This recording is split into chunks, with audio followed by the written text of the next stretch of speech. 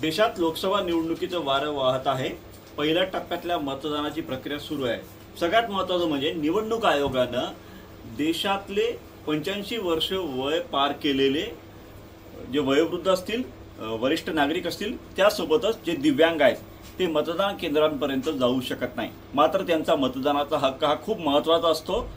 त्यासाठी एक नवी सवलत म्हणजे मतदान पथक, मतदान कर्मचारी सगळे त्या संबंधित मतदाराच्या घरी जातील। त्यासाठी अगोदरच निवडणूक आयोगाने आवाहन केलं होतं, त्यांच्याकडनं फॉर्म भरून घेतले होते की जे मतदान केंद्रापर्यंत पोहोचू शकत नाहीत। आज ही प्रक्रिया गडचिरोली लोकसभा मतदारसंघात सुरू झाली आहे।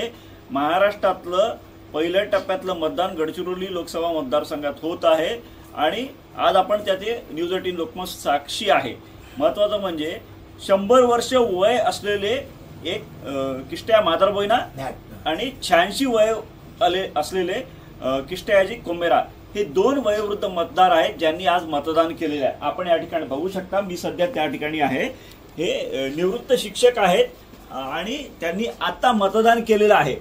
प्रकृती अस्वस्थतेमुळे मतदान केंद्रापर्यंत जाऊ शकत नाही, मात्र यांना मतदान करण्याची तीव्र इच्छा होती आणि त्यातूनच आज हे त्यांनी तो फॉर्म भरून दिला आणि आज निवडणूक आयोगाचे कर्मचारी प्रत्यक्ष पथक जे आहे यांच्या घरी आलं आणि ही सगळी प्रक्रिया पार पडलेली आहे।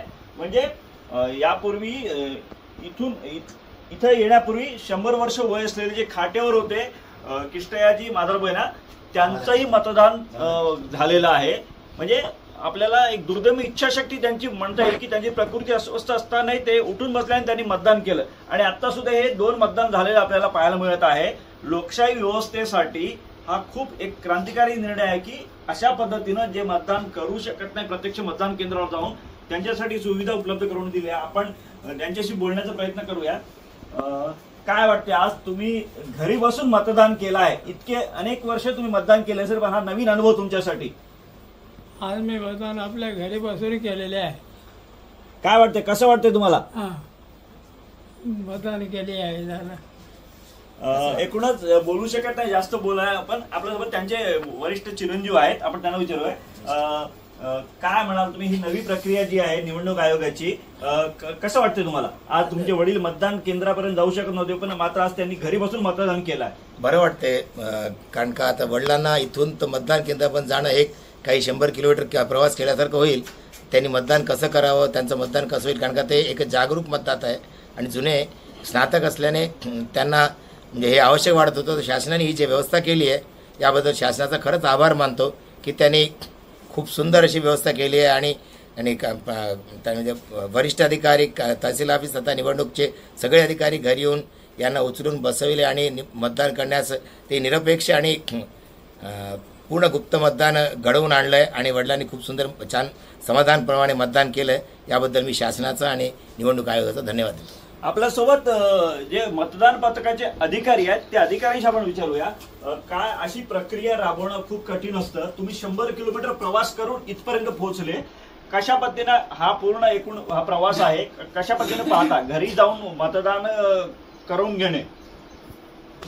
निवडणूक आयोगाच्या निर्देशानुसार मतदान घरी जाऊन मतदान घेणे हे आपल्याला निर्देश दिलेले आहे। जे वोटर्स 85चे वर असतील किंवा अपंग असतील त्या लोकांसाठी घरी जाऊन मतदान घेण्यासंबंधाने निर्देश दिले आहेत। त्यानुसार प्रक्रिया माननीय जिल्हाधिकारी, माननीय सहाय्यक निवडणूक निर्णय अधिकारी यांच्या मार्गदर्शनाखाली आम्ही राबवतो आणि आज पथक अहेरीवरून 10 वाजता निघाली। त्यानुसार इथं प्रत्येकाच्या 2 मतदार आहे इथले, त्यानुसार त्यांचे घरी जाऊन मतदान घेण्यात आलं आणि आज मतदान प्रक्रिया या ठिकाणी चांगल्या प्रकारे पार पाडलं। एकूणच 2 मतदार असले तरी त्यांच्यासाठी हे मतदान पथक 100 किलोमीटरचा प्रवास करून आज अहेरी ते सिरोंचा पर्यंत पोहोचले आणि त्यांनी 2 जणांचं मतदान त्यांच्या घरी जाऊन करून घेतलं।